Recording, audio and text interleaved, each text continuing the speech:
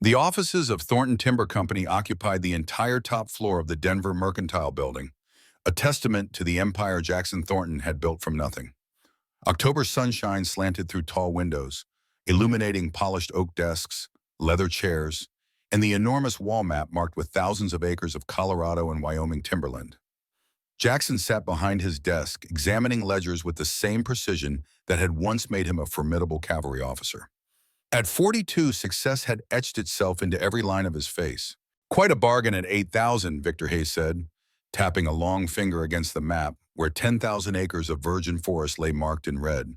Union Pacific is practically giving it away. Jackson nodded, studying the topographical features of the land he'd purchased sight unseen. Railroads overextended after the '73 crash. They need liquid capital more than land assets. Victor smiled, revealing teeth too perfect to be natural.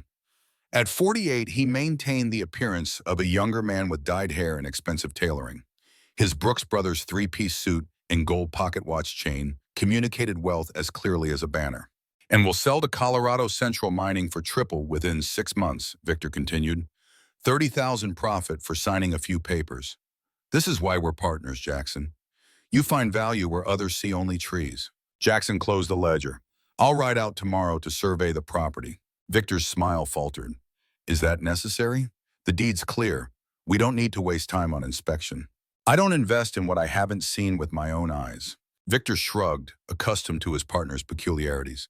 "As you wish. Just don't become attached to the scenery. It's an asset, not a national park." After Victor departed, Jackson stood at the window overlooking Denver. The city had grown explosively since the silver boom, sprawling across the plains toward the foothills. He owned one of the largest homes in Cherry Creek, 3 thriving lumber mills, and controlled timber rights across 2 states. His personal worth approached $2.5 million, a fortune that would have seemed impossible to the orphan boy he'd once been. Yet each evening he returned to an empty mansion, taking dinner alone at a table meant for 20.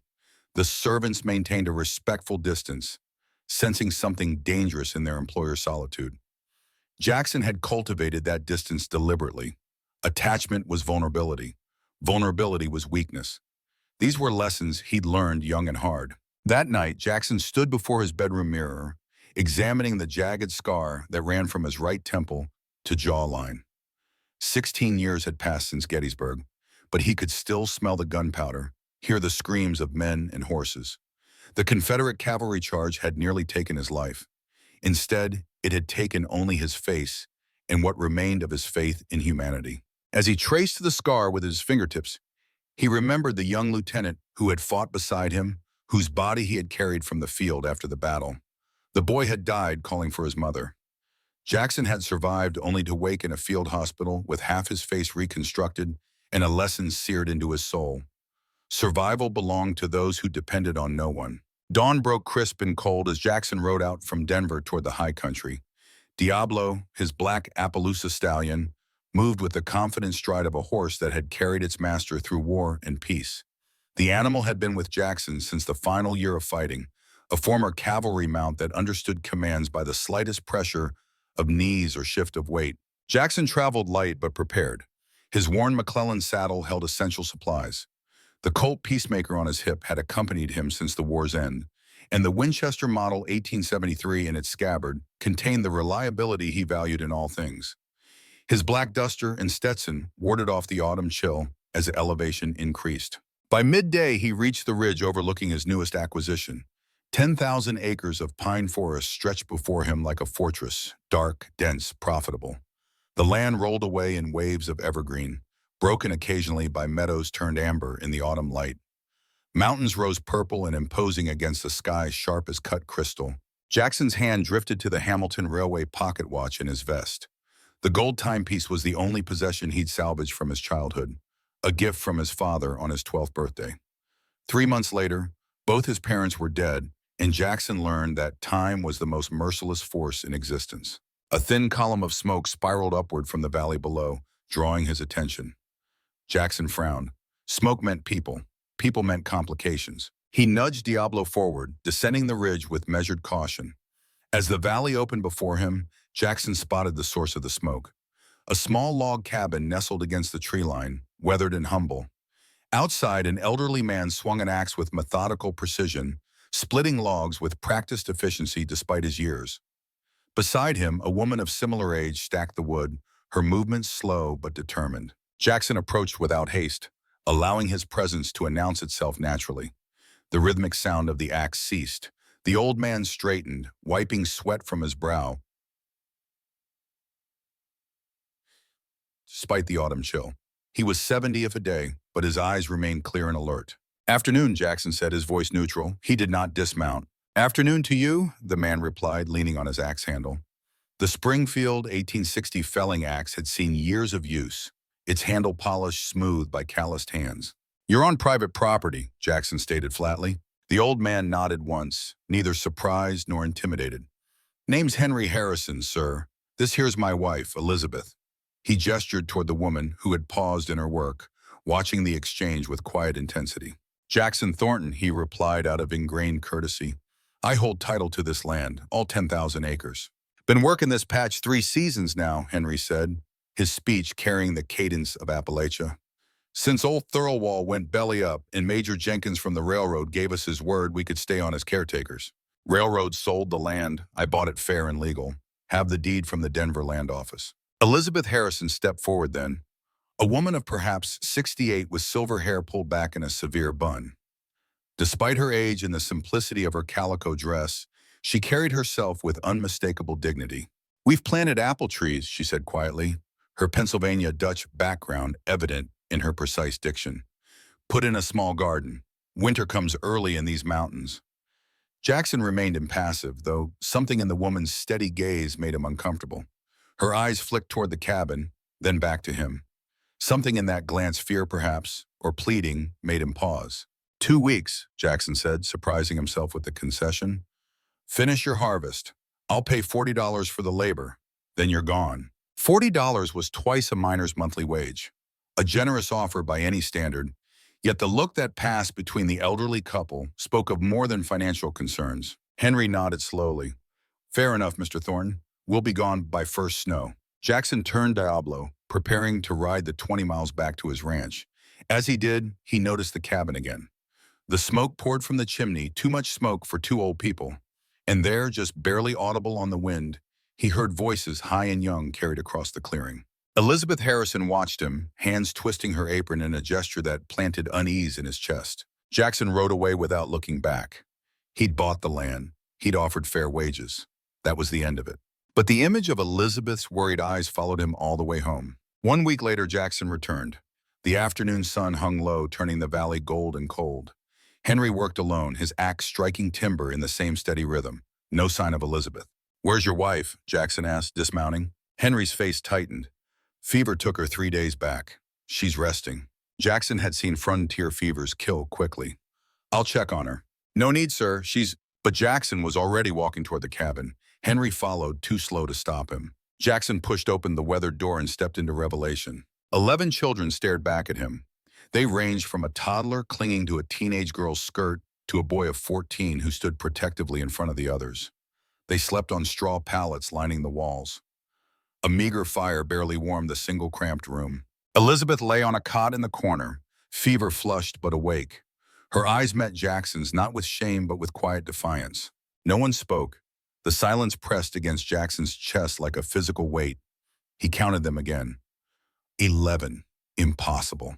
This cabin could barely hold 4 people, let alone 13. "Orphans," Henry said softly from the doorway. "Parents dead from disease. Mine accidents. Childbirth. Town won't take them. County wants to separate them. Send them to institutions. We do what we can." Jackson's throat felt thick. The oldest girl, maybe 14, stirred a pot of thin soup. The youngest child, barely 3, watched Jackson with enormous dark eyes. They were clean despite their poverty, quiet despite their fear. "How long?" Jackson's voice came out hoarse. 2 years for some, 3 months for the baby." Elizabeth spoke from her cot, voice weak but firm. "We don't ask for charity, Mr. Thornton. Just don't tell the county. They'll separate them, break them apart like kindling." Jackson backed out of the cabin without responding. His hands shook as he mounted Diablo. He rode 50 yards, then stopped. Behind him, a child began to cry soft, hopeless. The sound of someone who'd learned tears changed nothing. He'd seen poverty before, written checks for it, donated to church funds and orphan societies, but he'd never stood inside it, never breathed its air, never felt it watching him with children's eyes, waiting to see if he was another adult who'd walk away. Jackson sat motionless on his horse as the sun set and the temperature dropped. Then he turned back. That night, Jackson sat in his ranch house study 20 miles away. Firelight danced across leather chairs and walls lined with ledgers documenting his empire. Outside, wind rattled the windows. A storm was building early, fierce, deadly. The bourbon sat untouched beside him. He kept seeing the toddler's face, the exact age he'd been when the fire took his parents. He was 12. The ranch house had burned in the night, his father trying to save the horses, his mother screaming his name. Neighbors pulled Jackson back as the roof collapsed. By morning, he was an orphan. His uncle Richard took him in, fed him, clothed him, educated him in the cold mathematics of business. But Uncle Richard never once called him son, never offered warmth or affection. You're here out of duty, boy. Don't expect love. Love is a luxury for people who can afford to be weak. Jackson learned to bury emotion like bodies in winter ground. He built wealth as armor against vulnerability. 30 years of careful distance. 30 years of telling himself he was strong because he was alone. Now those 11 children had shattered that lie in a single glance. He knew what waited for them if the county intervened. Institutional care meant labor farms children worked until 18, received minimal education, suffered abuses no one investigated. He knew because he'd endured a gentler version, a roof without love, food without family. The blizzard hit at midnight. Wind howled like something dying. Snow piled against the windows. That cabin couldn't survive winter with that many souls. At dawn, Jackson saddled Diablo. He loaded supplies, lumber, nails, dried goods, blankets. No plan except presence. No strategy except staying. Not my problem, he'd told himself for 30 years. But the lie wouldn't hold anymore. He'd been 12 once, watching adults walk away. Watching them choose comfort over courage. He wouldn't be another one who left. If that cabin was going to stand through winter, it needed more than wages. It needed a carpenter. And maybe, though the thought terrified him, it needed a father. Jackson rode into the storm toward 11 children who'd learned not to hope. This time he wasn't leaving. 3 weeks later, the valley had transformed. Jackson's expensive coat hung on a nail beside Henry's patched jacket. Lumber stacks surrounded the cabin. New walls rose against the sky. The millionaire and the farmer swung hammers in rhythm, breath clouding the cold air. For 21 days, Jackson had stayed, and the children had stopped flinching when he moved. As the cabin abandoned, Jackson came to know each child as an individual, not simply as part of the faceless mass of orphans he'd first encountered. They emerged as distinct souls, each carrying their own burdens and hopes. Sarah, the eldest girl at 14, watched him with narrowed eyes, her red hair pulled back in a practical braid. She'd taken charge of the younger children after her parents died from tuberculosis 2 years before. Trust did not come easily to her. She was still waiting for Jackson to leave. "Why are you really doing this?" she asked one evening, as they worked side by side reinforcing the cabin's north wall. "What do you want from us?" Jackson considered his answer carefully. "Maybe I know what it's like to be left behind." She studied him, searching for the lie. Finding none, she nodded once and returned to work. Benjamin, 14 and tall for his age, worked alongside them with quiet determination. Now Jackson showed him how to measure cuts, drive nails straight, test joints for strength. The boy had lost both parents in the Silver Creek mine disaster of 1885 and rarely spoke, but his blue eyes missed nothing, and his hands proved deft with tools. "My pa was a carpenter before the mines," he said one day, the longest sentence Jackson had heard from him. "Said a man who can build will never starve." Jackson nodded. Your pa was right. Emma, 12 years old with wire-rimmed spectacles too large for her face, organized the younger children's education. Jackson found her one morning teaching from a tattered McGuffey reader, the only book in the cabin. That afternoon, he rode to the nearest town and returned with slates, chalk, and 3 primers. When he handed them to her, Emma adjusted her glasses and examined each book carefully. "These cost $2 each," she said, fingers tracing the embossed covers. "Knowledge is worth more than dollars," Jackson replied. She looked at him as if seeing him for the first time. "Thank you, Mr. Thornton." Twin brothers, Matthew and Mark, 10 and 8, were inseparable shadows. Orphaned during a diphtheria outbreak in 1884, They'd survived by clinging to each other. Now they followed Jackson everywhere, learning to split kindling, feed livestock, and repair tools. Our ma and pa had a farm, Matthew told Jackson as they worked. Had chickens and a milk cow. And a dog named Captain, Mark added. He was spotted like your horse. Jackson listened to their stories, the memories they kept alive through retelling. He found himself sharing small pieces of his own childhood, the farm in Pennsylvania, the apple orchard, the creek where he'd caught his first fish. 7-year-old Lucy rarely spoke above a whisper. She carried a rag doll missing one button eye, her only possession from before her parents were killed when their wagon train was attacked. For the first week, she hid whenever Jackson entered a room. By the third week, she'd begun leaving small treasures for him to find: a pine cone, a smooth stone, a perfect autumn leaf. Joshua, 5 years old, followed Benjamin constantly, mimicking the older boy's movements. His parents had died of influenza the previous winter, and he had his father's talent for drawing, creating pictures on every available surface using charcoal from the fireplace. Jackson brought him paper and pencils, and soon the cabin walls displayed drawings of horses, mountains, and increasingly, drawings of Jackson himself. And then there was Samuel, barely 3 years old with blonde curls and enormous brown eyes. His parents had died of smallpox when he was just a year old. Unlike the others, he had never known his parents, never formed memories to mourn. Perhaps that explained his fearlessness around Jackson. Within days, Samuel had begun following Jackson like a shadow. When Jackson sat to rest, the boy climbed into his lap without asking permission. Jackson froze. 30 years since anyone had touched him with simple affection. 30 years of careful distance shattered by a child's trust. He awkwardly patted Samuel's blonde curls. The boy settled against his chest and fell asleep. Elizabeth, now recovered from her fever, smiled from the doorway. He knows good people. Jackson had brought lumber enough to double the cabin size. Working in the bitter cold of early winter, he showed Henry and Benjamin how to construct proper notched corners, draft-proof windows, and a secondary chimney that would draw the smoke properly while conserving heat. This joinery method comes from Sweden, he explained as they worked. Wood expands and contracts with moisture and temperature. This joint allows for that movement without compromising structural integrity. "Where'd you learn all this?" Henry asked, impressed by Jackson's knowledge. "My father. He built our farm with his own hands." Jackson hadn't spoken of his father in decades. The words felt strange on his tongue, like a language half forgotten. As the cabin grew, so did the sense of something Jackson had never expected to find here: family.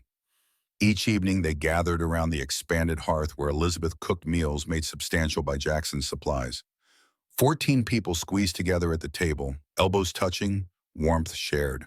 One night, as the younger children prepared for bed, Jackson found a scrap of wood and his pocket knife.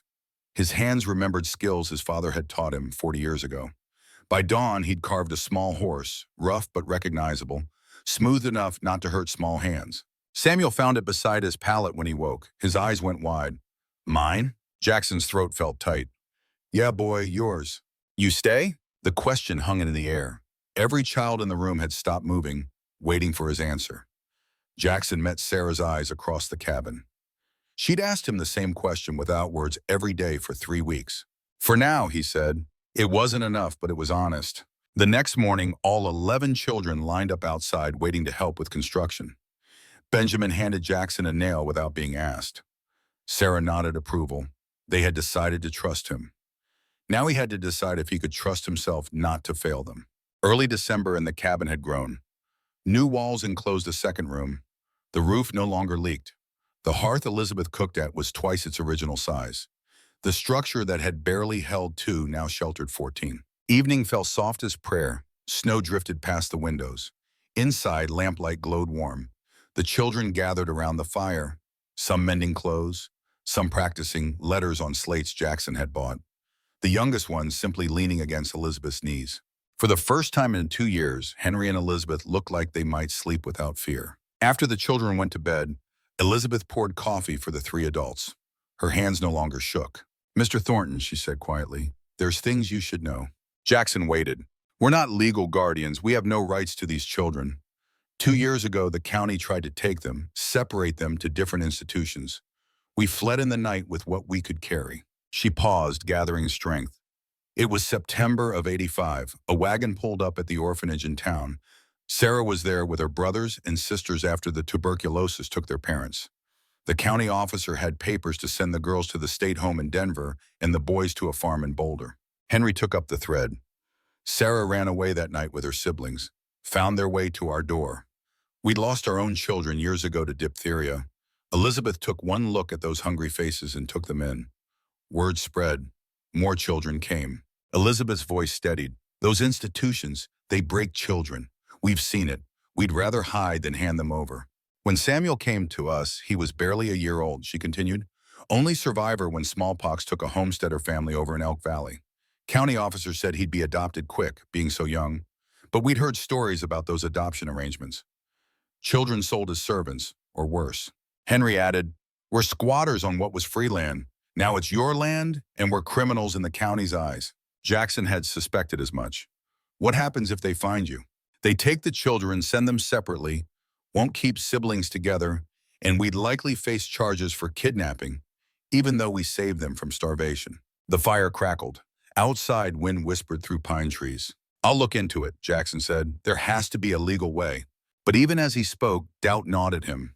He'd built his fortune in part by knowing how law worked and, while rarely sided with the poor against institutions. The next morning, a telegram arrived from town. Jackson read it twice, face hardening. Have arranged sale of timber rights to Colorado Central Mining, stop. $30,000, stop. Finalizing paperwork next week, stop. All squatters must vacate immediately, stop. Victor Hayes. Jackson stared at the paper. His empire or this family, his reputation, or these children. He couldn't have both. That evening, the children sang their nightly hymn, a tradition Elizabeth maintained. Come thou fount of every blessing. Their voices, thin but pure, filled the cabin with something Jackson couldn't name. He hadn't prayed since he was 12, hadn't set foot in a church since his parents' funeral. But sitting there, surrounded by orphans singing about grace, something cracked inside his chest. Sarah met his eyes across the fire. She was too young to look so old, too scarred to trust easily. You don't have to stay, she said quietly. Words meant for him alone. But if you do, stay for real. We've had enough of people who leave. The hymn ended. The children filed off to bed. Jackson sat by the fire long after everyone slept, staring at the telegram in his hands. Stay or go, build or abandon, become his uncle or become someone better. The choice was his, and it terrified him. Mid-December brought the county wagon. The children saw at first 2 uniformed men and a woman with a clipboard. Sarah grabbed the youngest ones and pulled them inside, face pale. She'd seen wagons like this before. Sheriff Coleman dismounted, official papers in hand. He was a decent man doing an indecent job, and the regret showed in his eyes. Henry Harrison, Elizabeth Harrison. You're ordered to vacate this property within 72 hours. The children will be remanded to county custody for proper placement. Henry stood between the sheriff and the cabin door. We've done nothing wrong. You're harboring orphans without legal authority. Someone filed a complaint on sanitary conditions. Child endangerment. The sheriff's voice softened. I'm sorry, Henry, but the law is the law. Jackson stepped forward. Who filed the complaint? A second wagon arrived. Victor Hayes climbed down, expensive suit out of place in the rough valley. His smile was sharp as broken glass. I did, Victor said pleasantly. Jackson, you have wasted a month on this charity project. I'm finalizing the land sale. These squatters are your problem if you choose to make them so. He paused, letting the threats sink in. But choose that and you're out. Our investors won't tolerate a partner who's financially reckless. Jackson's hands clenched. You had no right. I had every right. You're jeopardizing a fortune over, Victor gestured dismissively at the cabin. Sentiment, sign the papers, walk away, be smart for once. Victor lowered his voice, speaking for Jackson alone. I've seen the signs. You're becoming attached. It's a weakness I never expected from you. His eyes flickered to the scar on Jackson's face. I thought Gettysburg taught you better. Inside the cabin, children pressed against the windows. Samuel held his wooden horse, eyes huge with fear. Henry turned to Jackson, face lined with defeat. Mr. Thornton, you've done more than Christian duty required. This burden isn't yours. We'll find a way. His voice broke on the lie. There was no way.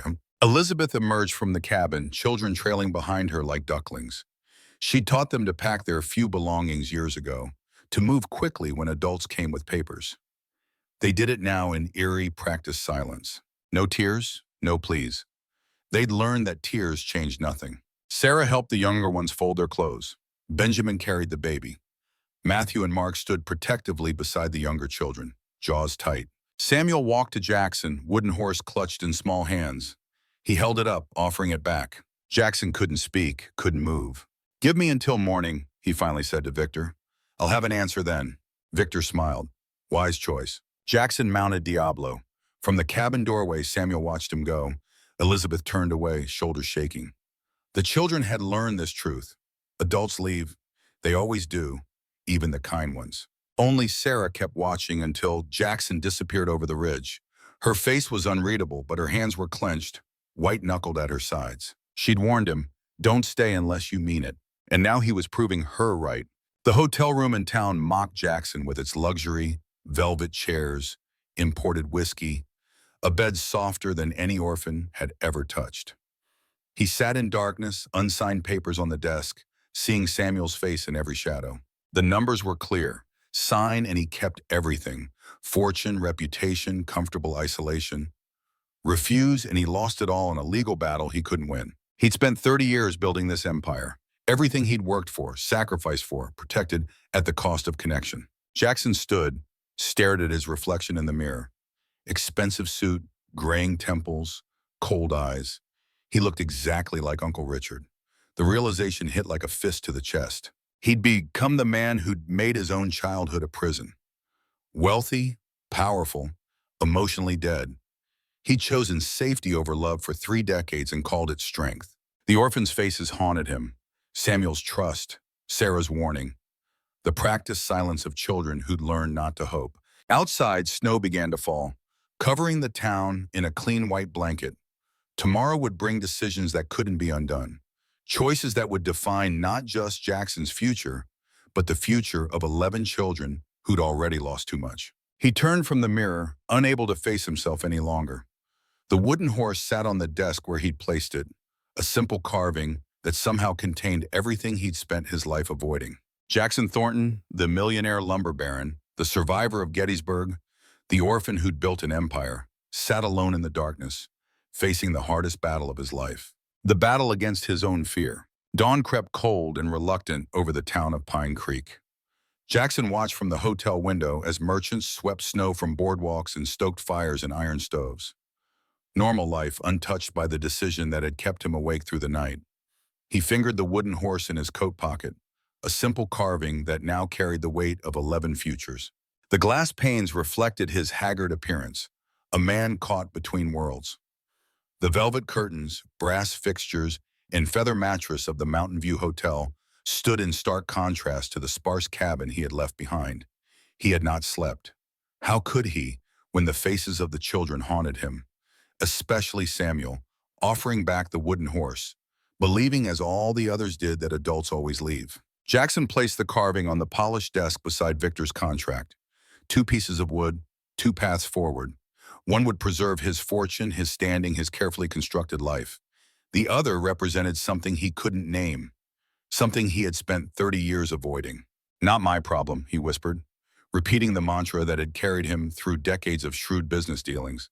But the words rang hollow now, like counterfeit coins. The Denver law office of Judge Thaddeus Montgomery occupied the 2nd floor of the granite courthouse, its windows overlooking the snow-covered plaza. At 72, Montgomery remained one of the most formidable legal minds in Colorado territory. His white beard and stooped shoulders belied the sharp intelligence in his eyes. "Jackson Thornton," he said, rising from behind his desk. "I knew your father." Jackson removed his hat. "I didn't know that. William Thornton helped me build my first cabin when I came west in '55. Montgomery gestured to a chair.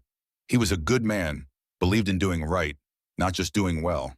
The implied comparison hung in the air between them. Jackson sat, placing Victor's contract on the desk. "I need to know if there's a legal way to protect a group of orphans without surrendering them to county institutions." Montgomery's bushy eyebrows rose. Unusual question from a timber baron, unusual circumstances. For the next hour, Jackson explained the situation at the cabin, the children's backgrounds, the Harrisons' makeshift guardianship, and Victor's ultimatum. Montgomery listened without interruption, fingers steepled beneath his chin. When Jackson finished, the old lawyer leaned back in his chair. "The county has legal precedent on their side. Since the orphan train movement began in the '50s, The state has claimed authority over parentless children. What exactly is this orphan train? Jackson asked. A program started by Charles Loring Brace in 1854, Montgomery explained. Thousands of orphaned and homeless children from eastern cities shipped west on trains to be placed with farm families. Some find good homes, others, he shook his head, essentially indentured servitude. And the county institutions? Overcrowded, understaffed, children separated by age and gender, siblings rarely see each other. Boys typically sent to labor farms at 12, girls to domestic service, education minimal, discipline harsh. Montgomery's expression darkened. Courts typically favor these institutions over informal arrangements, especially when the informal guardians lack resources. These institutions are no better than labor camps. Montgomery nodded grimly. I don't disagree. I've seen the reports. Children work to exhaustion, minimal education, cases of abuse ignored or hidden. He studied Jackson's face. What exactly are you proposing to do? Whatever's necessary. Even if it costs you everything? Jackson met the older man's gaze without flinching. Even then. Montgomery stroked his beard, considering. There might be a way. The Charitable Trust Act of 1879 allows for the establishment of private orphanages with licensed directors. With sufficient funding and proper facilities, such an institution could legally house these children without separating them. What would it require? Substantial financial commitment, proper facilities, licensed supervision, and your partner would need to be neutralized legally. Jackson leaned forward. Explain. Montgomery pulled a blank sheet of paper from a drawer. First, we establish an irrevocable trust, the land and sufficient funding to maintain the orphanage permanently, beyond the reach of creditors or business partners. Second, we license the Harrisons as directors under your supervision. Third, his eyes narrowed, we find leverage against your partner to prevent interference. What kind of leverage? That depends on what Mr. Hayes might be hiding. Jackson thought of Victor's meticulous record-keeping, his insistence on controlling the company books personally. I have suspicions about the company finances. Then I suggest we begin there. Montgomery dispatched clerks to the county records office in the territorial court. By noon, they had acquired the complete financial records of Thornton Timber Company for the past 5 years, along with records of Victor's personal banking transactions. Jackson examined the ledgers with the methodical precision that had made him wealthy.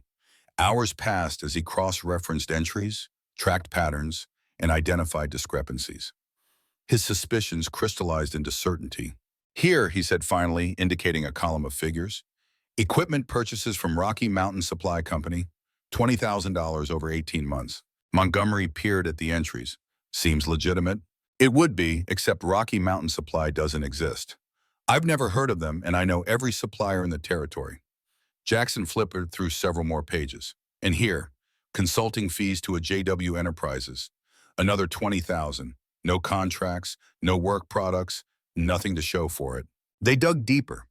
By evening, they had uncovered a complex scheme of false companies, fabricated invoices, and redirected funds, all leading to private accounts controlled by Victor Hayes. $60,000, Jackson said grimly, over 3 years. Montgomery whistled softly, a substantial sum. As night fell, a county clerk delivered the final piece of the puzzle.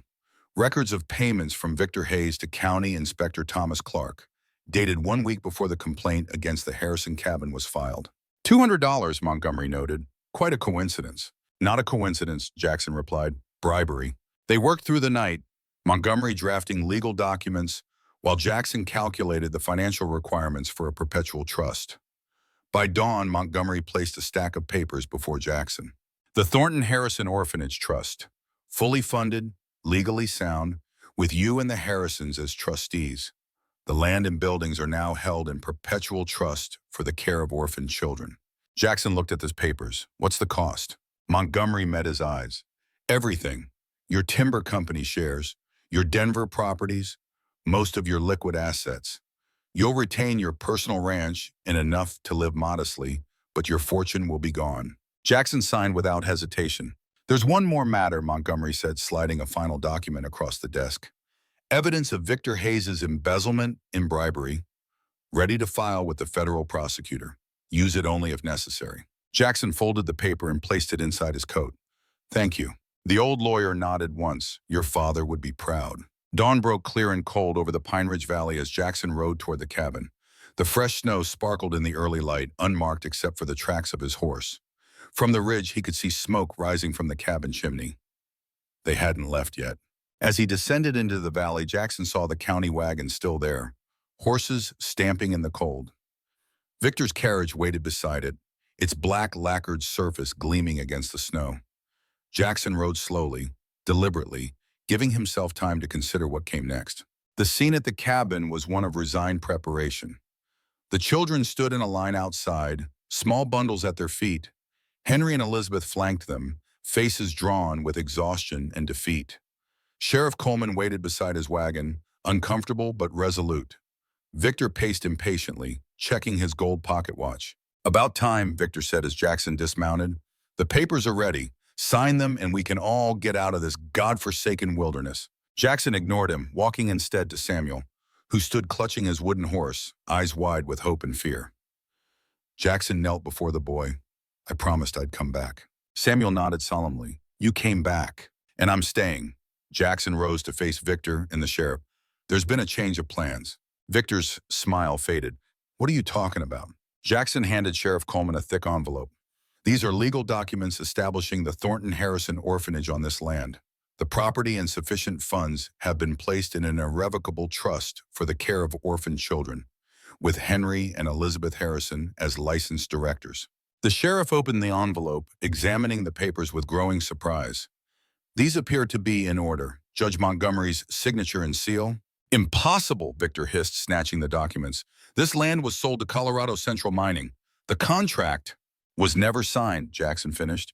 The deed is now held in trust. The sale cannot proceed. Victor's face darkened. You've lost your mind. You're throwing away a fortune, your reputation, everything we've built. For what? A pack of orphans? For what matters? Victor stepped closer, voice low with menace. Our investors will destroy you. I'll destroy you. You're nothing without the company. I was nothing with it, Jackson replied evenly. I just didn't know it. Victor's face contorted with rage. You sanctimonious fool. Do you know what I had to do to build this partnership? The connections I cultivated? The bribes I paid? I know exactly what you did, Jackson said. Every penny of the $60,000 you embezzled from the company. Every bribe to county officials, including Inspector Clark, to target this family. Victor paled, then sneered. Prove it. Jackson reached into his coat and withdrew the second envelope. These documents detail your embezzlement of $60,000 from company accounts over the past 3 years. They also contain evidence of your bribery of county officials. You think anyone will believe you, a man who threw away his fortune for a group of brats? The federal prosecutor will. He has copies. Victor lunged suddenly, grabbing for Jackson's coat. You sanctimonious bastard! The children cried out in alarm. Henry moved to intervene, but Jackson stood his ground, not raising a hand against his former partner. Victor's fingers closed around Jackson's lapels, his face inches away. You know nothing about what it takes to survive in this world, Victor snarled.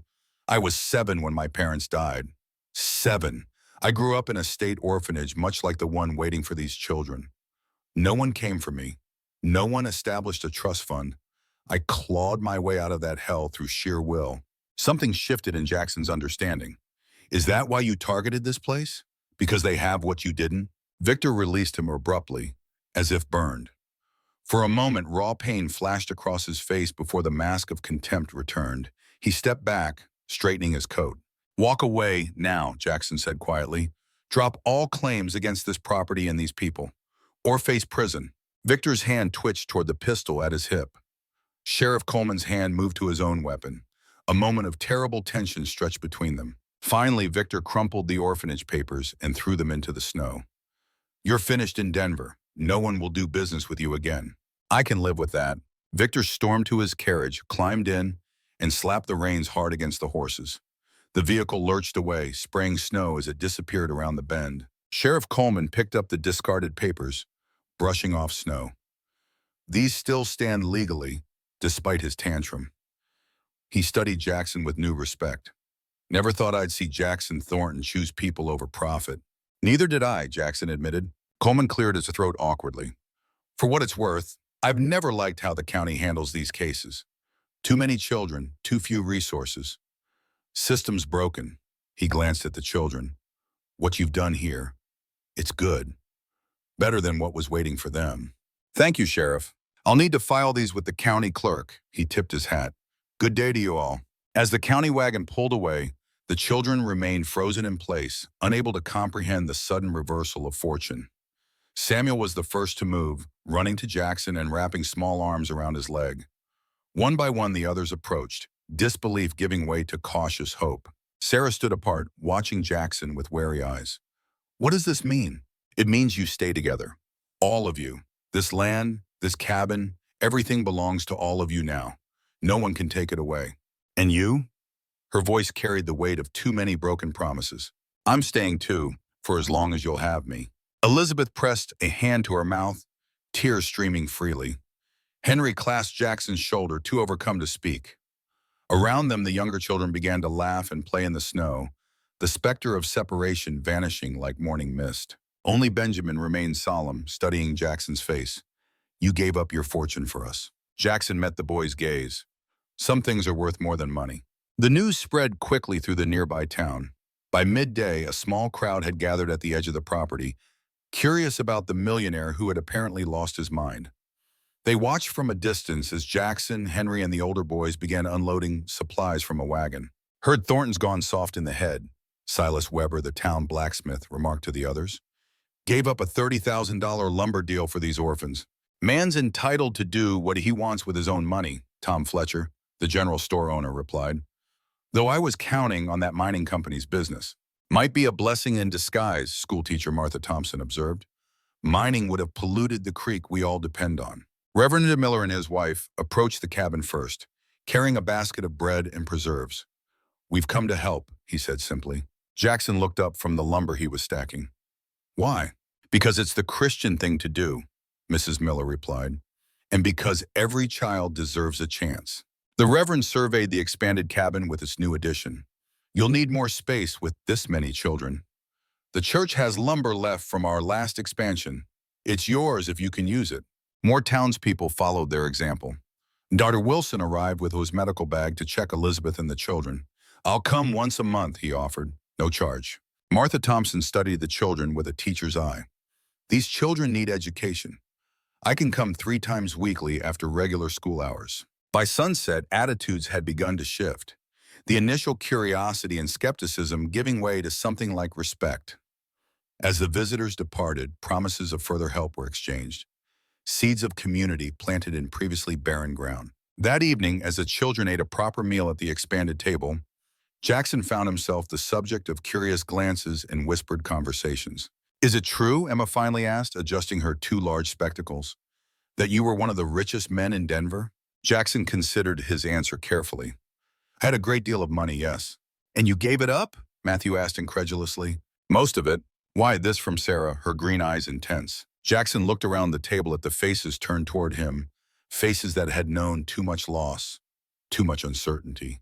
Because family matters more than fortune. The words surprised him as much as them.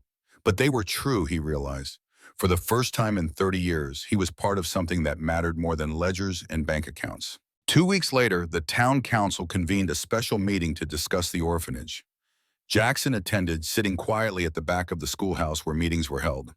23 townspeople had gathered, an unusually large turnout. Mayor Perkins called the meeting to order. As you all know, the Harrison Thornton Orphanage has been established in our community. There are questions about how this will affect our town. Several merchants expressed concerns about lost business from the abandoned mining project. Others worried about the burden additional children might place on town resources. These children will need schooling, one man pointed out. Our school is already crowded. And who's to say more won't come, another added. We could be overrun with orphans. Reverend Miller rose to speak. I visited the orphanage. What I saw there was nothing short of miraculous. Children who would have been separated, worked like animals, denied education, instead receiving care, schooling, and most importantly, love. Martha Thompson stood next. I've begun teaching these children. They're bright, eager to learn. They've already experienced more hardship than most of us will know in a lifetime. Do we turn our backs on them now? Dr. Wilson added his support. The facility is clean, well organized. The children are healthier now than when I first examined them. What Mr. Thornton has established is a model institution. The mood in the room shifted gradually. When Jackson finally rose to speak, the crowd fell silent. I understand your concerns, he began. I was a businessman long before I became. He hesitated, searching for the right word. Whatever I am now, I know the value of profit and progress. He surveyed the faces before him, people who had only known him as a wealthy stranger passing through. But I've learned that true value isn't measured in dollars. It's measured in lives changed, in futures preserved. These children would have been scattered to the winds, their potential wasted. Now they have a chance, not just to survive, but to thrive. He paused, gathering his thoughts. I'm not asking for charity. The trust I've established will provide for their basic needs. But I am asking for your acceptance, your community, your wisdom. These children need more than food and shelter. They need neighbors, mentors, friends. A long silence followed. Then Mayor Perkins stood. I think I speak for many here when I say you and those children are welcome in Pine Creek. As spring arrived, the transformation of the orphanage continued. The original cabin now formed the central portion of a much larger structure. Two wings extended from the main building, one serving as boys' dormitory, the other as girls' quarters. A separate classroom had been constructed, bright with windows and properly furnished with desks, slates, and books. Jackson stood over a makeshift drafting table, examining plans for a barn. Benjamin beside him. Swedish joining technique, Jackson explained, pointing to the diagram. No nails needed. The weight of the roof actually strengthens the joint as it settles. Benjamin studied the drawing intently. How did you learn all this? My father. He built our farm in Pennsylvania with these methods. The boy nodded, absorbing the information like the dry earth took spring rain. My father was a carpenter before the mines. Said a man who can build will never starve. Your father was right. They worked side by side, sawing lumber to precise measurements. Jackson found unexpected satisfaction in teaching the boy, watching skill develop beneath his guidance. Something his own uncle had never provided, patient instruction rather than cold expectation. In the classroom, Emma flourished under Martha Thompson's tutelage. The girl had a natural aptitude for mathematics that astonished both teacher and benefactor. Jackson ordered advanced texts from Denver, materials typically reserved for male students preparing for university. I want to be a doctor, she confided one evening as they reviewed her studies. Is that foolish? No, he said firmly. Difficult, perhaps, but not foolish. If anyone can do it, you can. The twins, Matthew and Mark, appointed themselves Jackson's shadows, following him everywhere, asking endless questions about his time as a soldier, his travels, his knowledge of animals and machines. Were you scared? In the war? Matthew asked one day as they repaired a fence. Jackson considered the question with the honesty it deserved. Every day, any man who says otherwise is either lying or a fool. Then why did you fight? Mark wanted to know. Because sometimes we must do what frightens us to protect what matters. The boys exchanged glances, absorbing this truth into their developing understanding of manhood. Sarah remained the most cautious, watching Jackson with the wariness of one who had learned betrayal too young. But as weeks passed without him showing any sign of leaving, her sharp edges gradually softened. She became his fiercest ally in managing the younger children, anticipating needs before they arose, creating systems that transformed chaos into order. One evening, Jackson found her alone by the fire, mending a shirt with precise stitches. You're good at that, he observed. Had to be. No one else was going to clothe my brothers and sisters after Mom died. The bitterness in her voice was an old companion. Jackson sat across from her. You've carried too much for too long. She looked up, green eyes reflecting firelight. Someone had to. Yes, but now you don't have to carry it alone. Sarah's hand stilled on the mending. For a moment, the guard she maintained so carefully slipped, revealing the exhausted child beneath the caretaker. I don't know how to stop, she whispered. You learn, day by day. Jackson hesitated, then added, I'm still learning too. The flash of understanding between them formed a bridge neither had expected to cross. Samuel, always Samuel, remained Jackson's most devoted companion. The toddler slept with his wooden horse every night, carried it with him during the day, and insisted on helping with every task Jackson undertook. His uninhibited affection broke down barriers Jackson hadn't known still existed. One night in late February, Jackson was awakened by Samuel's crying. The boy had developed a fever, his small body burning hot beneath the quilts. Jackson carried him to the main cabin, where Elizabeth prepared willow bark tea and cool compresses. "Will he be all right?" Jackson asked, his voice tight with fear he couldn't hide. "Children get fevers," Elizabeth assured him. "We'll watch him through the night." Jackson refused to leave Samuel's side, holding the boy as he tossed restlessly, spooning broth and medicine between cracked lips, bathing his flushed face with cool water. By dawn, Jackson's shirt was soaked with sweat, his own and Samuel's. But the fever had broken. The boy slept peacefully in his arms. Henry found them there as morning light filtered through the windows. "You should rest," he said quietly. "I can take him now." Jackson shook his head. "I'm fine where I am." Henry studied him with knowing eyes. "It's a frightening thing, isn't it? Caring this much." Jackson looked down at Samuel's sleeping face. "Terrifying." "Worth it, though."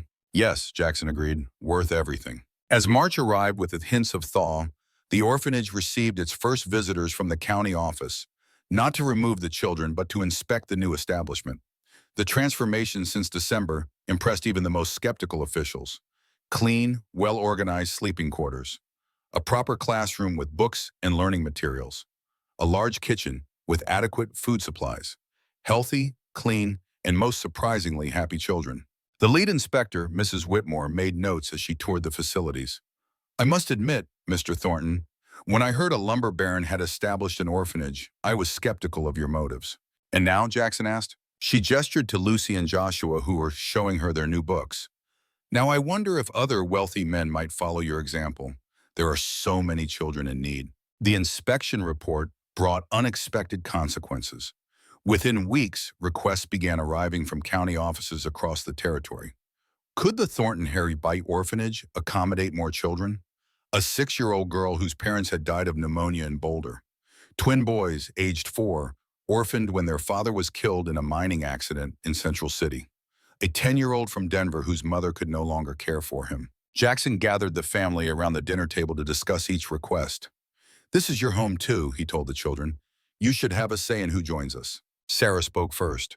"We have room now, and we know what it's like to have nowhere to go." Benjamin nodded. "We can build more beds." One by one, each child agreed. Even Samuel, understanding only that new children might come, declared, "More friends."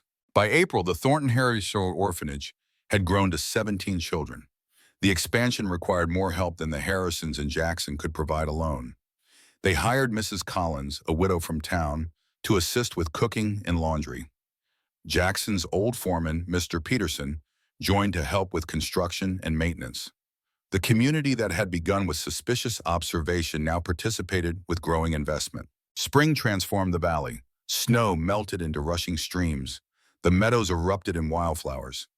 Jackson and the older boys planted a vegetable garden 3 times the size of the previous years, adding fruit trees along the southern slope. They constructed a proper barn for the milk cow and horses donated by neighboring ranchers. Life flourished where desperation had once reigned. Jackson rose before dawn each morning, his body accustomed now to physical labor instead of ledgers and contracts. He found satisfaction in tangible accomplishments, a straight furrow in the garden, a properly joined corner in a new outbuilding, the increasing strength in Benjamin's hammer swing.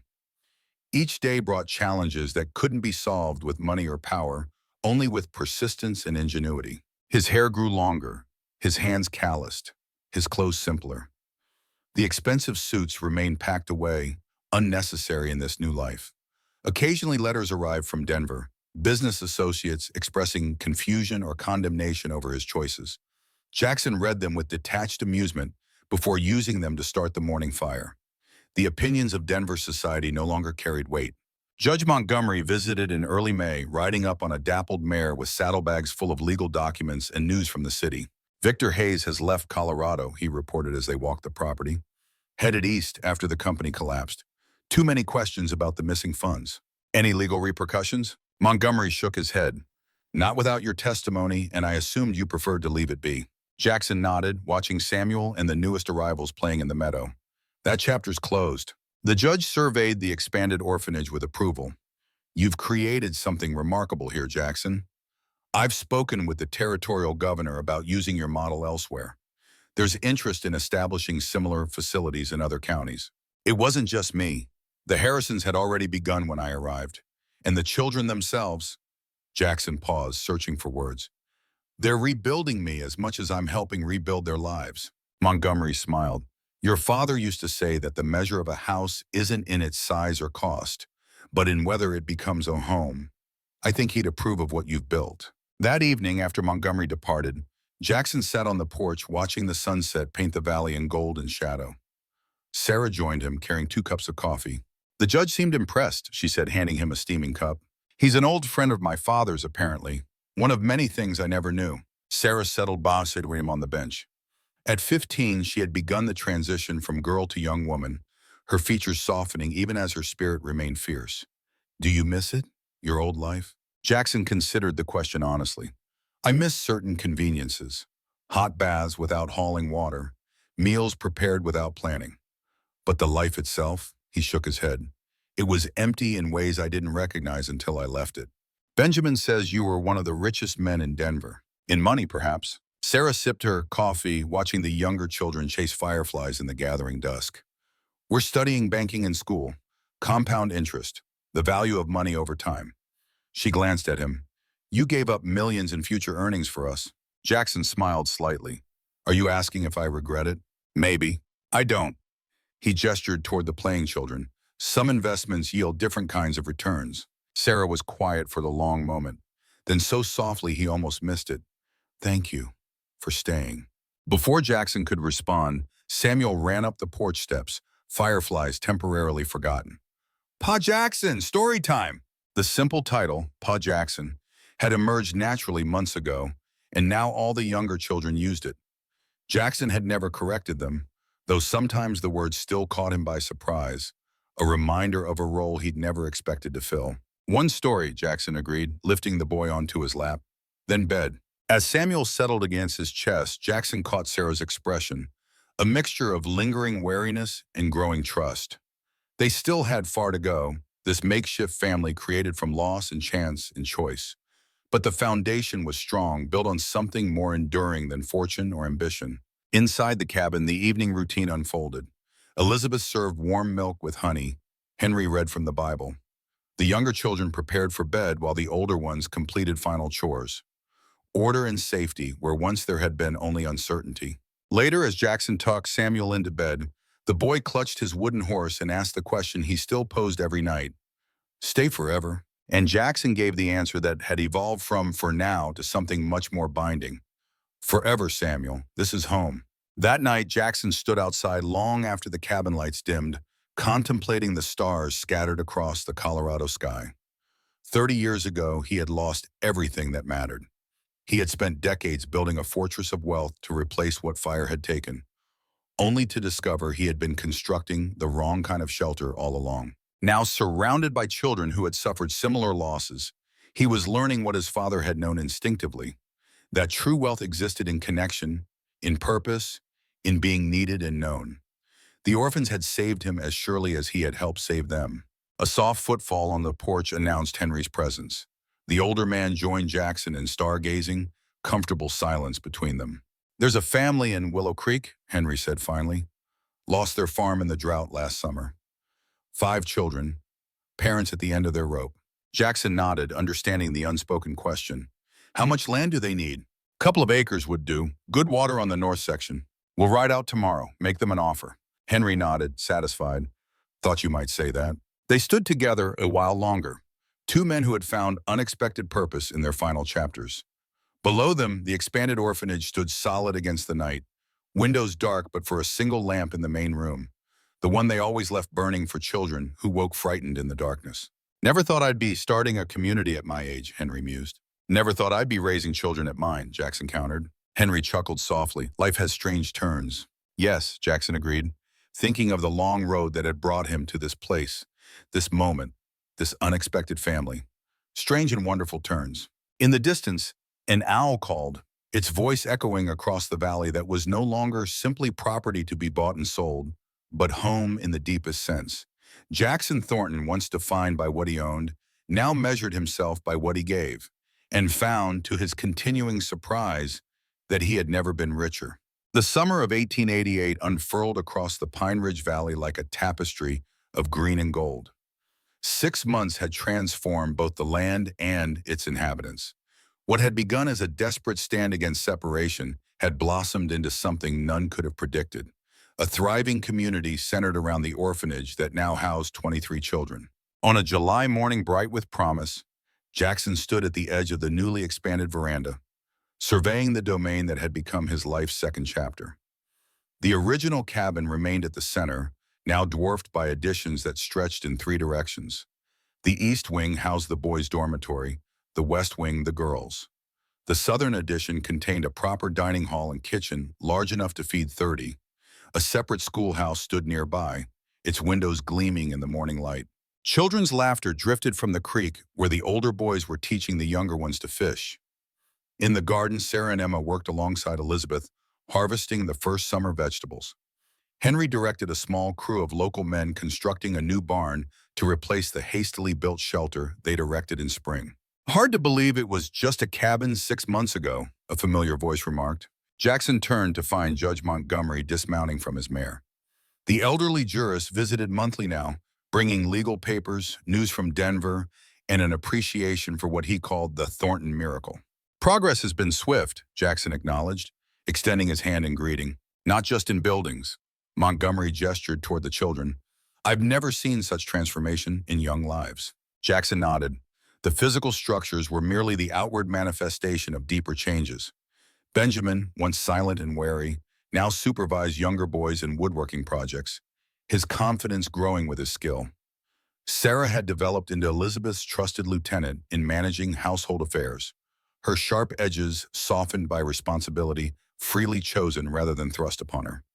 Emma's intellectual hunger had earned her a special arrangement with the town physician, who allowed her to observe treatments and study his medical texts.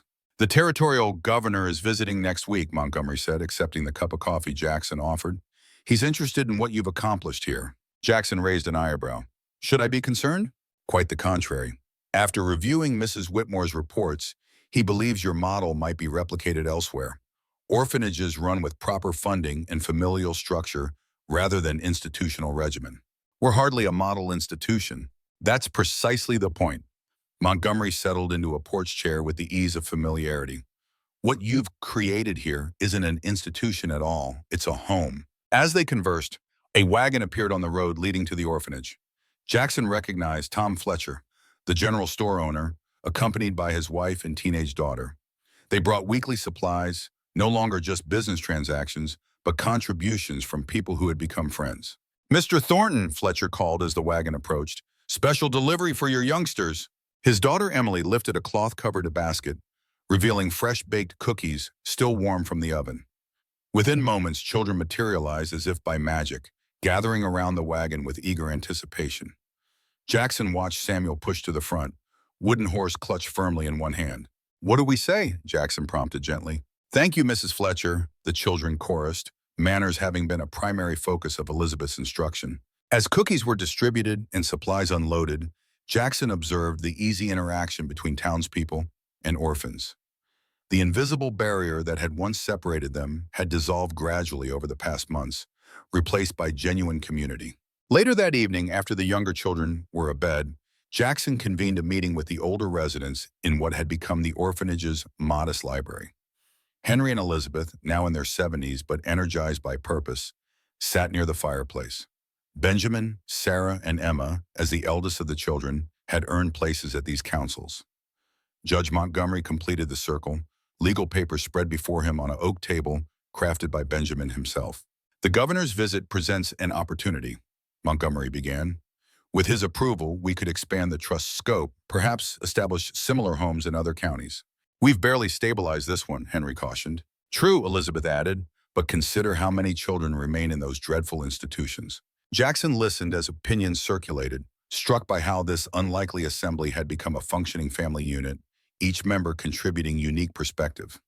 When Sarah spoke of setting aside space for mothers in crisis, he heard echoes of her own loss.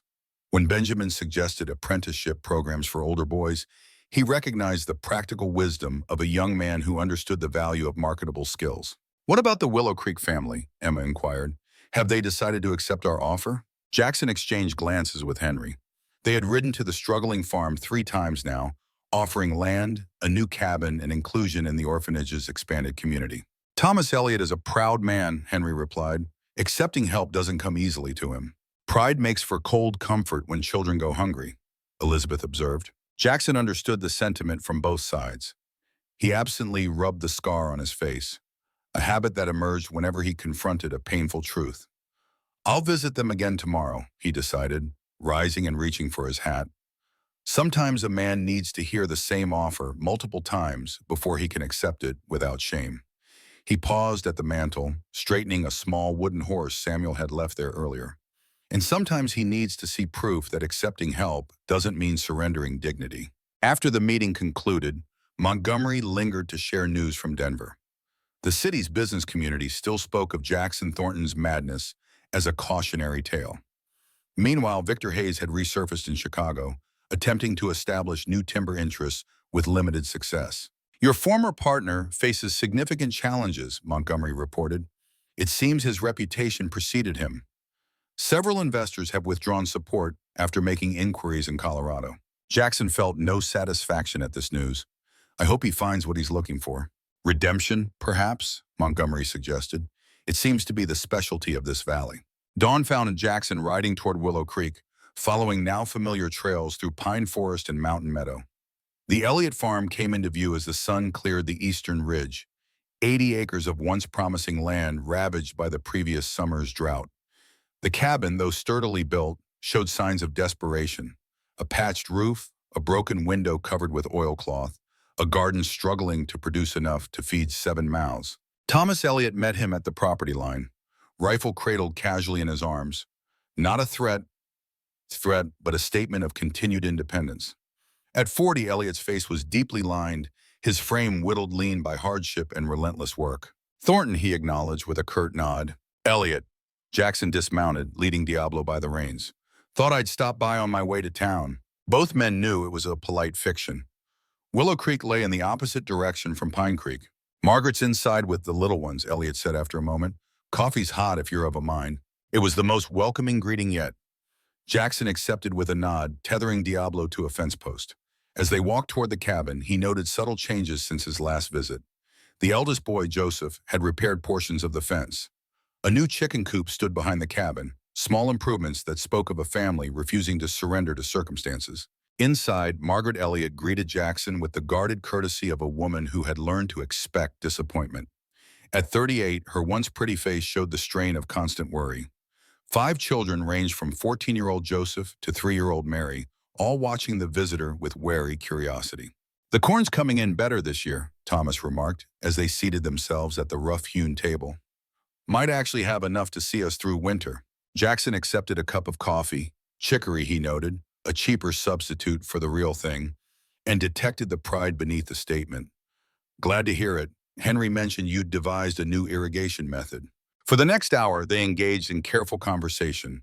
Weather predictions, crop prospects, news from town, the currency of frontier politeness. Only when the younger children were sent outside to complete chores did Jackson broach the true purpose of his visit. My offer stands, Thomas. 2 acres of prime land with good water rights. Help building a proper cabin. Integration into our community while maintaining your independence. Elliot's jaw tightened.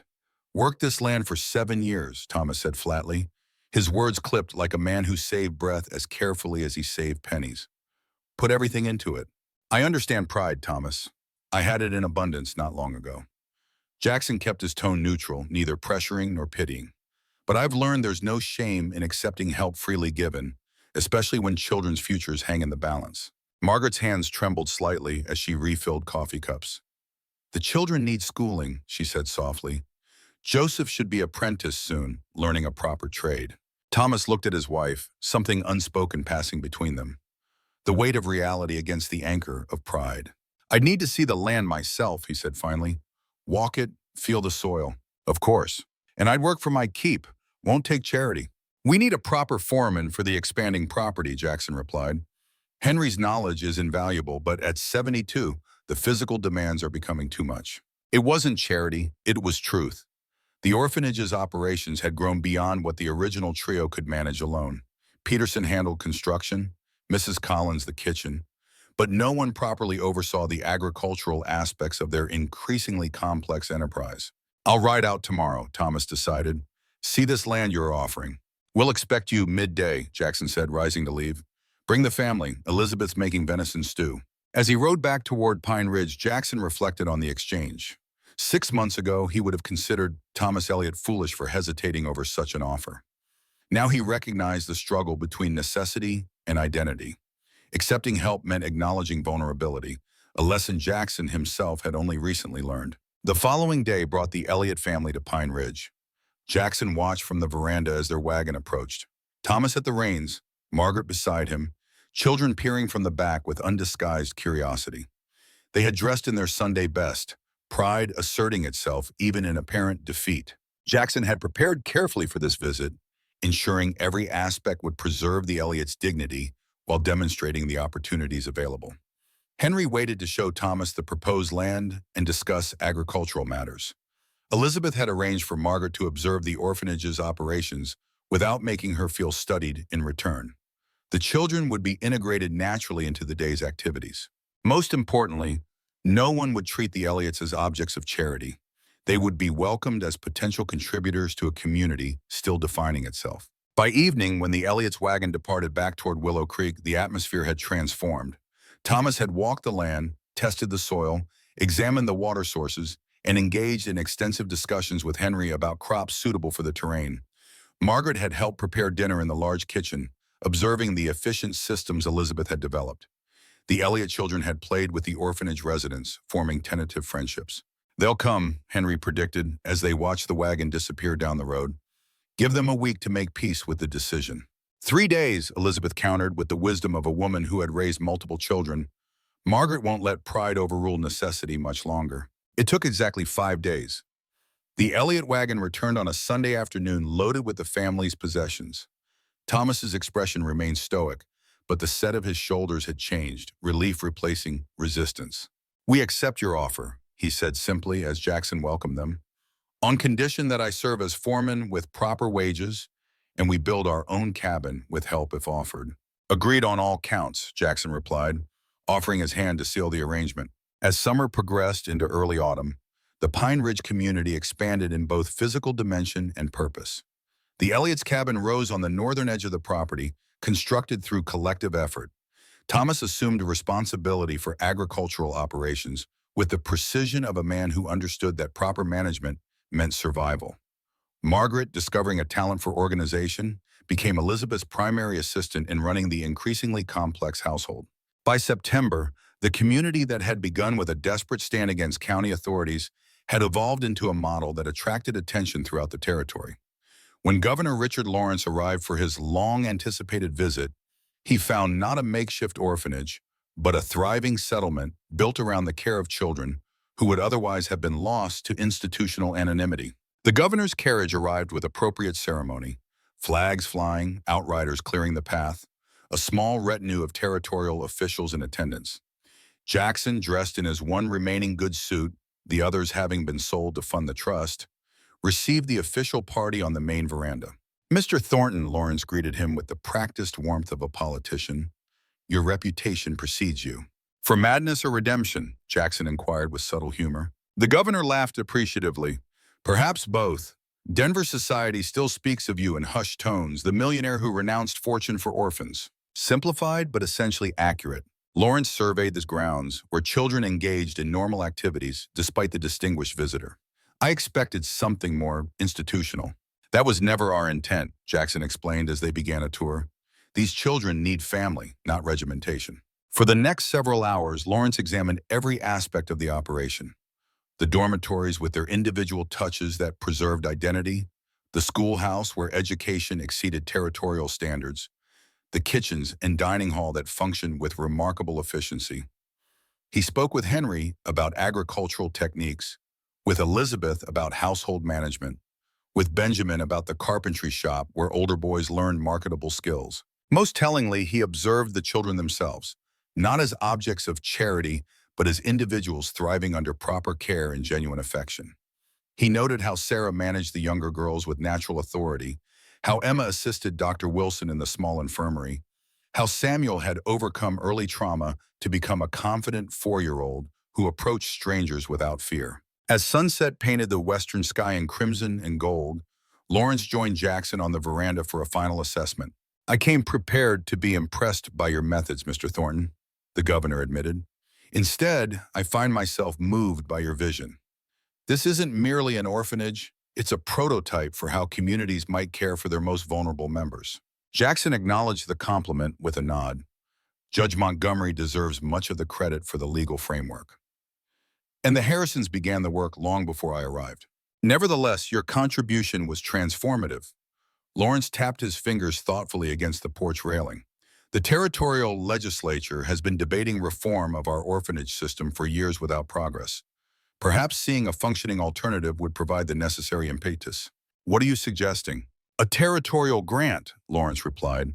"Funds to expand your model to other counties with appropriate oversight but maintaining your family-centered approach." Jackson considered the proposition carefully.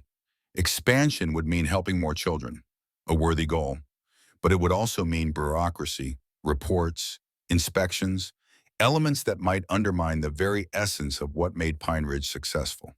"I would need assurances of autonomy," he said finally. "Our methods work precisely because we aren't bound by institutional constraints." "Of course," Lawrence agreed readily. "I envision a system of affiliated homes, each adapted to its community, but following your general principles. The territorial grant would provide financial stability without imposing standardization." They discussed details as twilight deepened: funding mechanisms, governance structures, expansion timelines. Lawrence described communities where similar homes might thrive, each anchored by individuals committed to genuine care rather than mere supervision. "We'll need to identify the right people," Jackson noted. "This model works because of who implements it, not just how it's structured." "I have several candidates in mind," Lawrence replied. "Former teachers, clergy members, others with both compassion and practical ability." By evening's end, they had sketched the outline of a program that could potentially transform child welfare across the territory. Lawrence departed with promises to draft formal proposals and return within the month. After the governor's carriage disappeared down the valley road, Jackson found himself alone on the veranda, contemplating the implications of the day's discussions. Expansion meant influence beyond Pine Ridge, the opportunity to spare countless children the fate he had narrowly helped these avoid. Yet something in him resisted the transformation of personal mission into public policy. "You're troubled," Elizabeth observed, joining him with a cup of coffee. "Cautious," he corrected. "The governor's proposal could help many children, but it could also bureaucratize what works precisely because it isn't a government program." Elizabeth considered this. "When I was a girl in Pennsylvania, my mother had a saying, 'If you want the bread to rise, you must share the starter.' Meaning, what we've created here contains something living, something that can grow elsewhere if properly nurtured." She patted his arm with grandmotherly familiarity. "The trick is sharing the essence without losing it ourselves." The wisdom in her words resonated. Perhaps the true challenge wasn't preventing bureaucratization, but ensuring that the essential spirit of Pine Ridge, family structure, individual dignity, genuine care, remained at the core of any expansion. As autumn painted the valley in russet and gold, preparation for winter occupied every resident. The harvest proved abundant, filling newly constructed root cellars and storerooms with provisions for the months ahead. Firewood was stacked in precise cords beside each building. The older boys, under Benjamin's direction, insulated dormitories with additional layers of muslin and paper. Samuel, now firmly attached to Jackson as a surrogate son, followed him everywhere during these preparations, wooden horse invariably in hand. The child's vocabulary had expanded dramatically, allowing him to pepper Jackson with endless questions about every task. "Why coal come?" he asked one morning as they inspected the root cellar. "Because the earth tilts away from the sun in winter," Jackson explained, adjusting his explanation for a 4-year-old's understanding. "The sun's light hits us at an angle instead of directly overhead." Samuel considered this with the seriousness of a philosopher. "Sun not like us no more?" Jackson smiled. "The sun doesn't have feelings, Samuel. It's just very far away, and our planet moves around it in a pattern." "Like dance?" "Exactly like a dance, a very slow, very precise dance that takes a full year to complete." These conversations had become one of Jackson's greatest pleasures. Watching a young mind develop, encouraging curiosity, providing explanations that expanded Samuel's understanding of the world.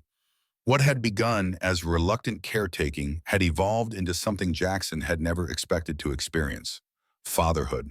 He was not alone in this transformation. Throughout the community, adults and children had formed bonds that transcended biological connection. Henry had become Benjamin's mentor in all matters agricultural and mechanical. Elizabeth guided Sarah in household management with the expectation that the girl would eventually assume leadership. Thomas Eliot had taken Joseph under his wing, recognizing in the 14-year-old a natural affinity for animal husbandry. Even the youngest children found their places in this unusual family structure. Lucy, once so silent and frightened, now sang constantly as she helped Margaret with simple household tasks. Joshua covered the walls of his dormitory section with increasingly sophisticated drawings, his talent nurtured by weekly lessons from a traveling artist who had taken interest in the boy's abilities. On a crisp October afternoon, Jackson rode to Pine Creek for supplies and to mail Governor Lawrence's latest correspondence regarding the expansion program. The town had changed subtly since his first arrival nearly a year earlier. The general store had expanded its inventory to accommodate the orphanage's regular orders. A new schoolhouse was under construction, partly funded by a donation from the Thornton Harrison Trust. Most noticeably, the townspeople's attitudes had shifted from initial suspicion to genuine respect. Jackson received greetings from merchants and farmers alike, no longer viewed as an eccentric millionaire, but as a valued community member. As he tied Diablo outside the general store, Jackson noticed an expensive carriage parked nearby, unusual for the modest frontier town. He thought little of it until he emerged from the store to find a well-dressed man examining his horse with knowledgeable interest. "Fine animal," the stranger remarked. "Cavalry stock, if I'm not mistaken." "He is," Jackson confirmed, loading supplies into his saddlebags.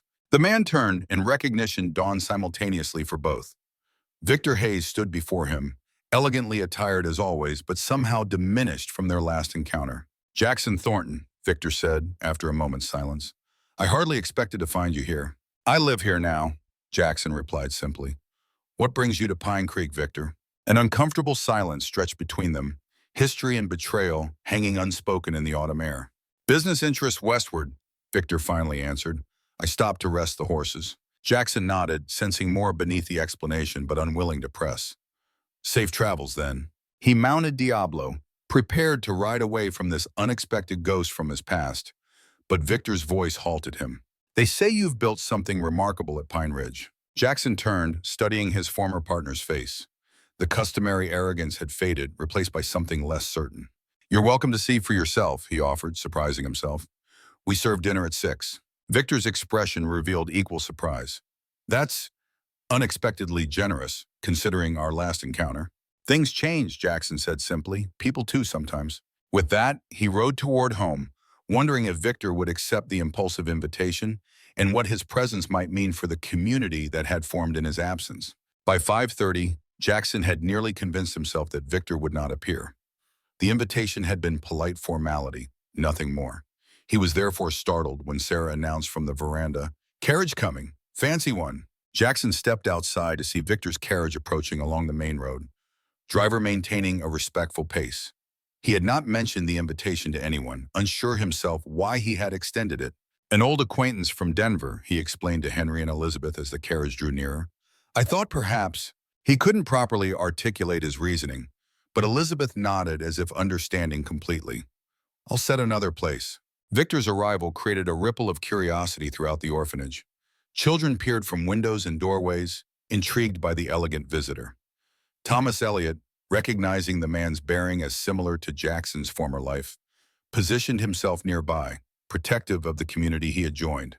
"Quite an operation you've developed," Victor observed as Jackson led him on an abbreviated tour before dinner. "Far beyond what I expected when I heard you'd established an orphanage." "It evolved naturally," Jackson replied, noting how Victor observed everything with the keen assessment of a businessman rather than the appreciation of a guest. Dinner proved unexpectedly cordial. Victor displayed impeccable manners, engaging the children in appropriate conversation, complimenting Elizabeth on the meal, discussing agricultural techniques with Henry. If he felt discomfort in this setting so different from his normal social sphere, he concealed it well. Only after the children had been excused and the adults gathered for coffee In the modest library, did Victor reveal his true purpose. "I've come to make amends, Jackson," he stated without preamble. "What I did was inexcusable." The statement hung in the air, its sincerity impossible to gauge. "That's between you and your conscience," Jackson replied carefully. Victor's jaw tightened. "Is that all you have to say? I've traveled 500 miles? For absolution?" Jackson interrupted. "I'm not a priest, Victor." Victor's eyes flashed with familiar anger. "No, you're a saint now, aren't you? The millionaire who sacrificed all the orphans. Tell me, does it feel good to be worshipped by these simple country folk?" Several children passing by the library door, Bo froze at the raised voice. Thomas Elliot stepped forward protectively, but Jackson waved him back. "Why are you really here, Victor?" The anger drained from Victor's face, replaced by something Jackson had never seen there before. Desperation. "Because everything I built is crumbling," Victor admitted, his voice low. "And watching you lose everything, yet somehow gain more, has haunted me for months." He withdrew an envelope from his jacket.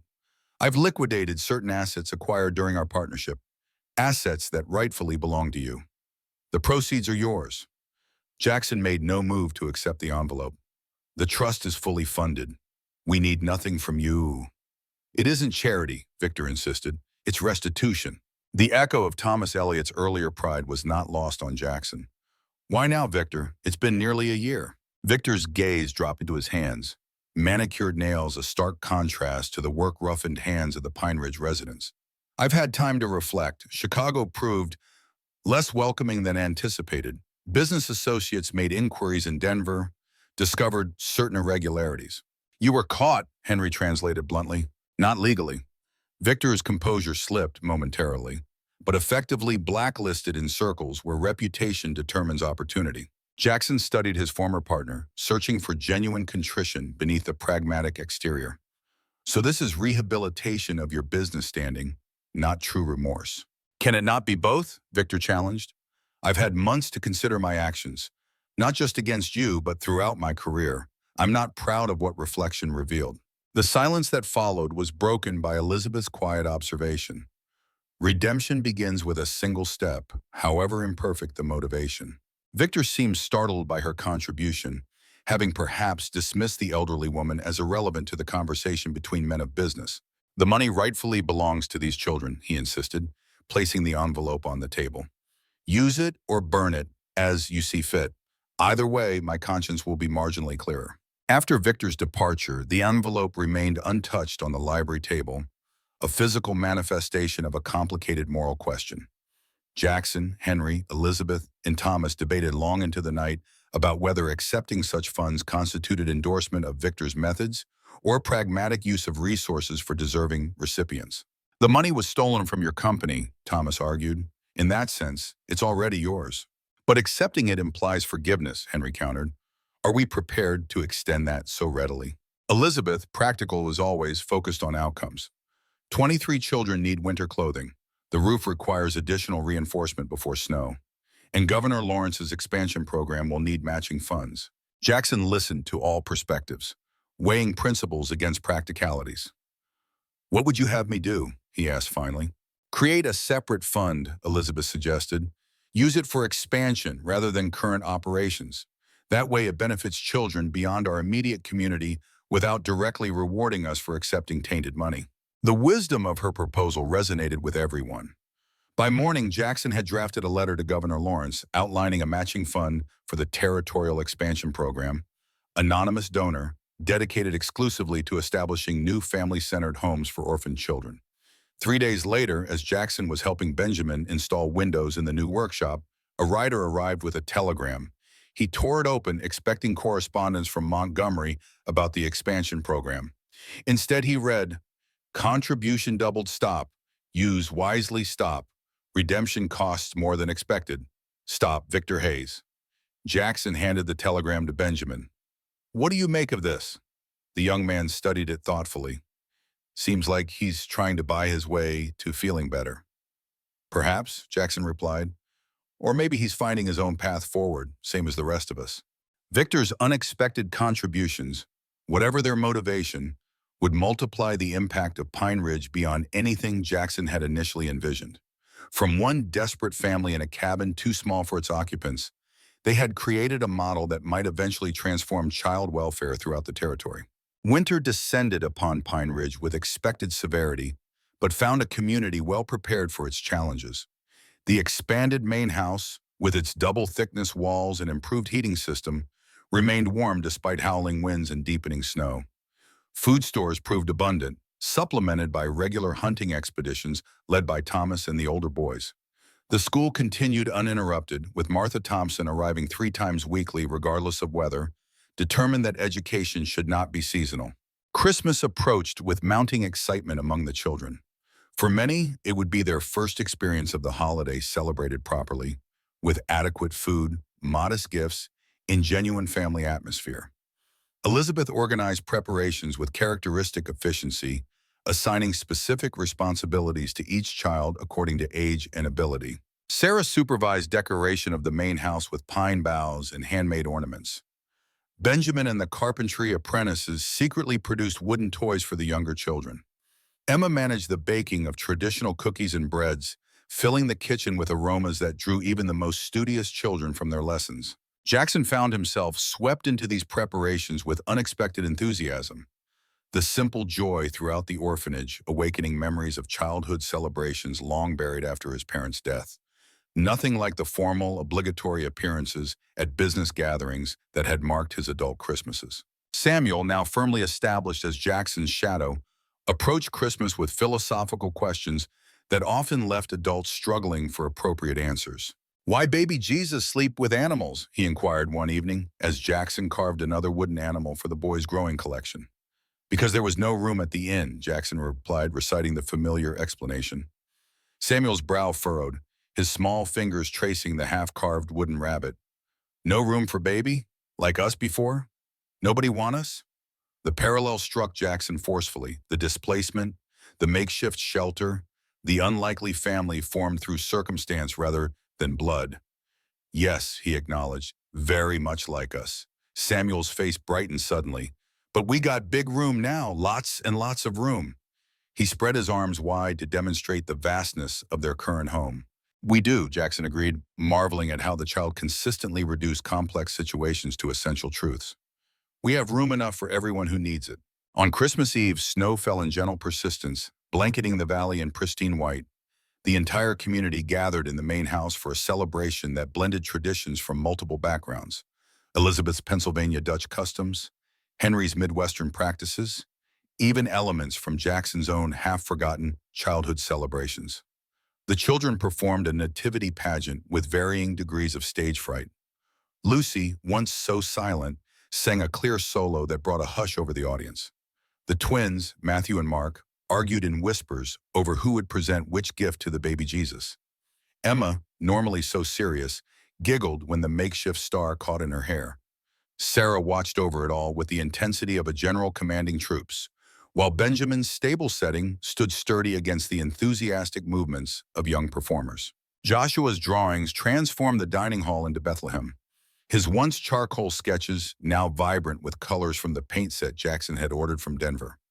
Samuel, cast as the smallest shepherd, stood frozen when his moment came, staring wide-eyed at the audience until he spotted Jackson.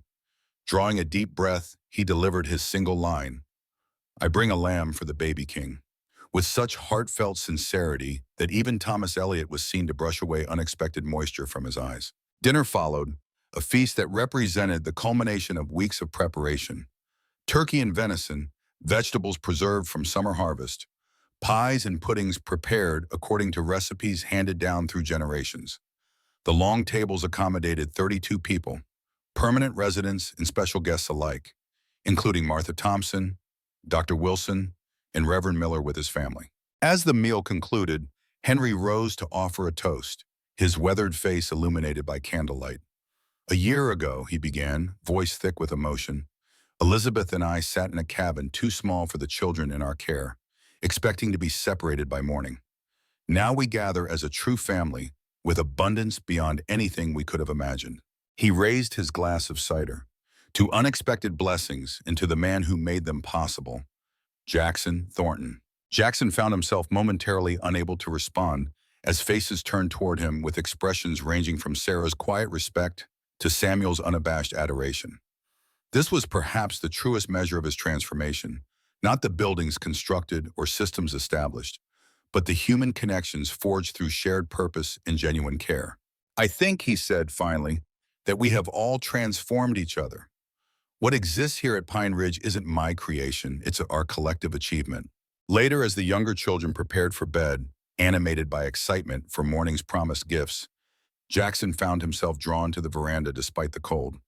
Snow continued to fall, muffling the world in silence broken only by occasional laughter from within the house. He thought of the journey that had brought him here, from wealthy businessman to reluctant benefactor to the man he had become. The transformation had not been without cost. His fortune was gone, his business reputation sacrificed, his former life abandoned.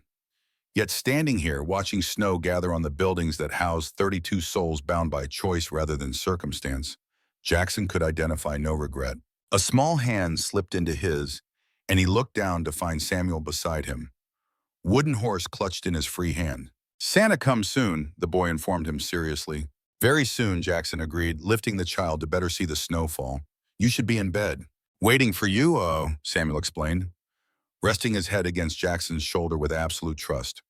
For story. It had become their nightly ritual, a story before sleep, usually involving the wooden horse's adventures. Tonight, however, Jackson felt moved to share something different. Once, he began, as they settled into Samuel's small bed, there was a man who thought he had everything because he owned many things. "Rich man," Samuel supplied, familiar with the concept from Bible stories. Yes, a rich man. But he was also a lonely man, although he didn't know it. Then one day he found a cabin in the woods with many children who needed help. "Like me," Samuel murmured, eyes growing heavy despite his excitement. "Like you," Jackson confirmed. And though the man didn't know how to help at first, he learned. And as he helped the children, something magical happened. "What happened?" Samuel asked, fighting sleep. "The children helped him too. They taught him about family and love and what truly matters. And the man who thought he had everything discovered he had been poor all along until he found those children." But Samuel had drifted into sleep, wooden horse clutched against his chest, expression peaceful and absolute security. Jackson remained seated on the edge of the small bed, watching the rise and fall of the child's breathing. 4 months ago, this boy had offered his wooden horse back, believing Jackson would leave like every other adult in his short life. Now he slept without fear, certain of continuity and care. This, then, was the true legacy of Pine Ridge, not buildings or programs, or even the territorial expansion now taking shape through Governor Lawrence's initiative. The legacy lived in Samuel's peaceful sleep, in Sarah's emerging confidence, in Benjamin's growing mastery, in Emma's determined pursuit of knowledge. It existed in Thomas Elliott's renewed dignity, in the community's gradual acceptance, in every life touched and transformed by what had begun as a desperate stand against separation. As snow continued to fall on the valley, Jackson Thornton, once defined by wealth, now measured by connection, understood at last the full meaning of redemption. It wasn't merely the rectification of past mistakes or compensation for former failures.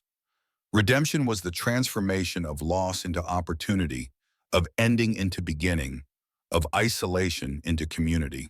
The wooden horse that had symbolized his initial commitment now represented something far more profound, a promise kept, a life changed, a future secured. Not just for Samuel, but for every child who would find shelter at Pine Ridge, or the homes modeled after it throughout the territory. Jackson rose quietly, careful not to disturb the sleeping child. Tomorrow would bring Christmas celebration, followed by continued work building the community they had all created together. The path ahead held challenges, certainly, expansion to manage, new children to integrate, bureaucracy to navigate. But it also held immeasurable reward in lives reclaimed and purpose discovered. Jackson Thornton, the millionaire who had lost everything, had found something far more valuable in the process. Not just a family or a community, but his own humanity, buried beneath decades of calculated isolation. He paused at the dormitory door, looking back at Samuel's sleeping form. "Merry Christmas, son," he whispered, the word no longer unfamiliar on his tongue. Outside, snow continued to fall, covering Pine Ridge in pristine white, nature's own symbol of fresh beginnings and second chances. Redemption, Jackson reflected as he walked toward his own quarters, came in unexpected forms. Sometimes it arrived in the shape of a wooden horse, carved by hands unaccustomed to creating anything that couldn't be measured in dollars. Sometimes it looked exactly like home. Christmas morning dawned with a clarity that turned the snow-covered valley into a sea of diamonds. Jackson woke before sunrise, a habit from decades of business discipline that even his new life couldn't break. He stood at his window, watching the first golden light touch the eastern ridge, and found himself doing something he hadn't done since childhood, anticipating Christmas with genuine joy. The children's excited voices soon filled the main house. Jackson entered to find organized chaos as Sarah supervised the distribution of presents. Benjamin ensured the fire was properly stoked, and Emma helped the younger ones untie ribbons too complex for small fingers. Pa Jackson, look! Samuel raced toward him, holding up a hand-carved set of farm animals to complement his treasured horse. A whole family! So they are, Jackson agreed, kneeling to examine each piece. Your horse isn't alone anymore. The boy's eyes widened with understanding. Like us. From across the room, Sarah caught Jackson's gaze. At 15, she stood on the threshold of womanhood, already displaying the quiet strength that would define her adult years. She approached, holding a carefully wrapped package. We made this, she said, presenting it with uncharacteristic shyness. All of us. Inside was a leather-bound journal, its cover embossed with a simple pine tree. The first page bore the inscription, "To Jackson Thornton, who taught us that family can be chosen. Christmas, 1888. Turn the page, Sarah prompted. Each child had contributed. Drawings from Joshua, careful handwriting from Emma, documenting the orphanage's beginnings. Pressed wildflowers from Lucy, even ink thumbprints from those too young to write. The final pages remained blank, waiting for future entries. For the story that's still being written, Sarah explained. Later that afternoon, as the celebration continued, a messenger arrived with a letter bearing the territorial governor's seal. Jackson excused himself to read it in the quiet of the library. Governor Lawrence had secured initial funding for 3 new homes based on the Pine Ridge model to be established by next autumn. The territorial legislature had approved the framework Jackson and Montgomery had designed. Independent oversight but minimal bureaucratic interference, family structure over institutional regimen. Jackson sat at the desk and opened the journal he'd received that morning. Dipping his pen, he began to write. Christmas Day, 1888. Today marks 1 year since I stood at a crossroads and chose a path I never imagined for myself. What began as 11 children in a cabin too small to hold them has become 23 children in a community that expands with each season. Soon this model will spread throughout the territory, offering hundreds of children what these few have found, not just shelter, but home. My fortune is gone, yet I've never been wealthier. My business reputation is ruined, yet I've never stood taller. My former life is abandoned, yet I've never felt more complete. He paused, hearing the sound of children's laughter floating through the doorway. From the window, he could see new cabins rising on the hillside. Homes for families like the Elliots who had joined their growing community. Jackson turned to the small table beside the desk, where he kept his few personal possessions. Among them was a faded photograph of his parents standing proudly before their Pennsylvania farm. He had carried it for 30 years, a reminder of loss. Now it felt like something else, a foundation upon which he had finally built something worthy. This, father, he whispered, is the true measure of a house. He returned to the celebration, the journal tucked under his arm, ready to add new pages to a story that would echo far beyond Pine Ridge Valley, redeeming not just one life, but generations to come.